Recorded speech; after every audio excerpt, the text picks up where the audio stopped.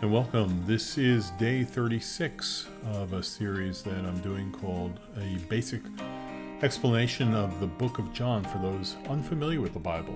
And if this is your first time, I would encourage you to go back to episode 1. You can certainly watch this one, but go back to episode 1 and start at the beginning and go all the way through to learn about the book of John. Great letter from John. Today it's chapter 11, verses 45 through chapter 12, verse 8. Here's what the Bible says.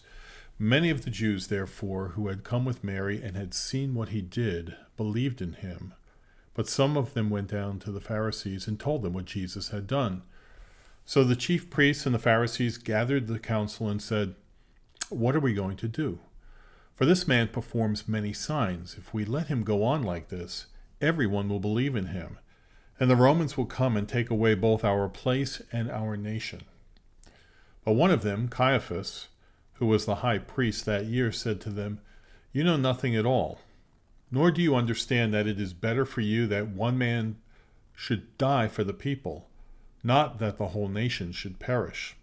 He did not say this of his own accord, but being the high priest that year, he prophesied that Jesus would die for the nation, and not for the nation only, but also to gather into one the children of God who are scattered abroad.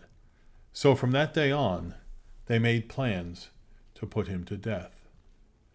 Jesus therefore no longer walked openly among the Jews, but went from there to the region near the wilderness, to a town called Ephraim, and there he stayed with his disciples. Now the Passover of the Jews was at hand, and many went up from the country to Jerusalem before the Passover to purify themselves. They were looking for Jesus and saying to one another as they stood in the temple, "What do you think? That he will not come to the feast at all?"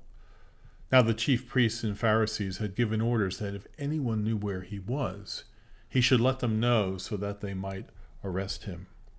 6 days before the Passover, Jesus therefore came to Bethany, where Lazarus was, whom Jesus had raised from the dead. So they gave a dinner for him there.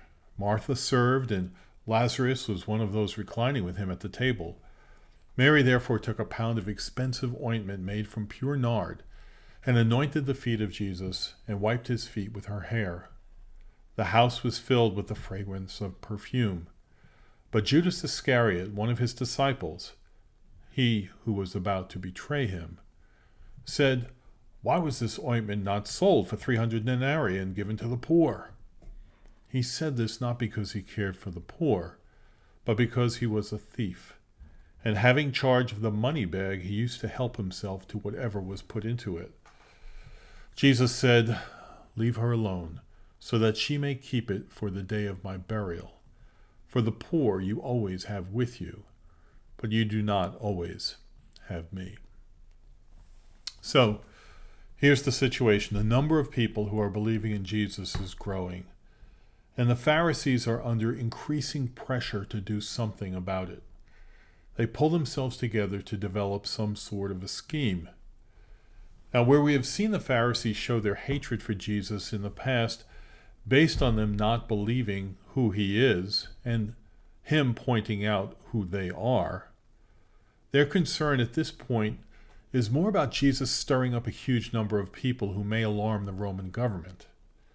Should the Roman government believe that there's going to be some kind of insurrection or rebellion against their rule, they will likely come down on the Jewish leaders and remove the authority that they've so enjoyed lording over the people. In a fascinating development, Caiaphas suggests that it would be good for Jesus to be destroyed in order to save their place. But he himself had prophesied that Jesus would die for the nation in order to gather into one the children of God. This prophecy, given by a man who wanted Jesus dead, will actually come true, but not in a way that Caiaphas understood. The next scene takes us to Jerusalem, where the Passover celebration is about to begin. The big buzz was the people wondering if Jesus was going to show up. And the Pharisees, like secret police, were pressuring the people to make them aware if Jesus was spotted. However, Jesus was in the town of Bethany, where Jesus had just raised Lazarus from the dead. And in an incredible display of humility and worship, Mary anoints the feet of Jesus with an expensive anointment and wipes his feet with her hair. In such a tender moment, you would expect all the disciples to be praising God as well. But Judas, who will eventually betray him to the Jewish leaders, complains about the money that was spent on this wonderful perfumed oil. He tries to make it look like he's concerned for the poor, but he's a deceiver. His concern was to keep as much money in the money bag as possible so he could steal it. Jesus rebukes him not by calling him a thief, but by simply telling him that Jesus will only be with them a short while longer, but the poor will always be there for him to take care of. Let's wrap it up. The Pharisees are busy planning to destroy Jesus. The disciples are busy enjoying Jesus. And Judas is busy trying to work out his thievery. This is a picture of what goes on in our fallen world every day. Sinful human beings are always doing things to try to gain for themselves. But God is at work doing good things for those who love him.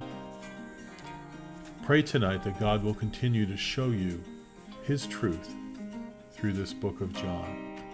And I thank you for listening to this video, and I hope to see you in the next one.